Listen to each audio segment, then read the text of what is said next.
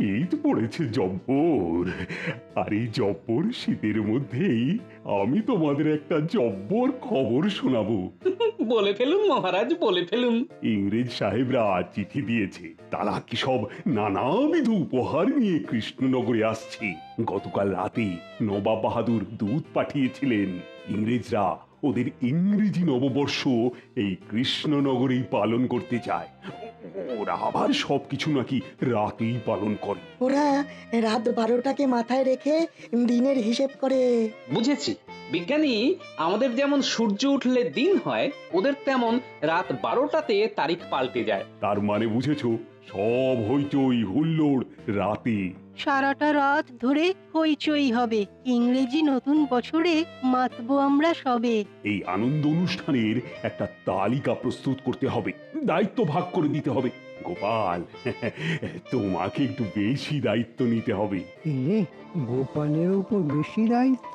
মানে গোপালের তো উপরি আয়। না না, বেশি বাড়তে দেওয়া ঠিক নয় মহারাজ। এই ব্যাপারে আপনার সাথে আলোচনা আছে।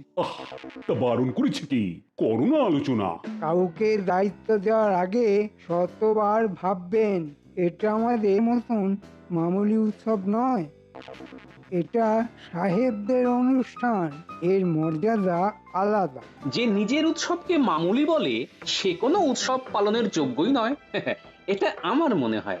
এটা গোপাল ঠিক কথাই বলেছে, আমাদের উৎসব মামুলি নয়, এটা বুঝতে হবে। দেখো মন্ত্রী, কে কি দায়িত্ব নেবে তার ঘোষণা আজই করে দিচ্ছি। সভাকবি, বলুন মহারাজ, আমার কি কাজ? প্রস্তুত আমি আজ। তুমি থাকবে আপ্যায়নে। তোমার কবিতা দিয়েই অভ্যর্থনা জানানো হবে।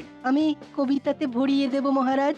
রাজ্যের প্রশাসনের দায়িত্ব থাকবে সেনাপতির ওপর, আর মন্ত্রী নীতি নির্ধারণ করবে। গোপাল সামলাবে ভাড়ার, হয়ে গেল। আর রাজবৈদ্য সেবার দায়িত্বে থাকবে, আর বিজ্ঞানী থাকবে আমার সাথে। আজকের মতো সভার কাজ এখানেই শেষ হলো। কাল থেকে আমাদের আসন্ন উৎসবকে কেন্দ্র করে সকলে নিজ নিজ দায়িত্ব পালনে ব্রতী হবে, এই আশাটুকু আমি করব। এ আমাদের কাজ মহারাজ। দেখবেন সাহেবদের কাছে আমাদের কৃষ্ণনগরের নাম সোনার অক্ষরে লেখা থাকবে।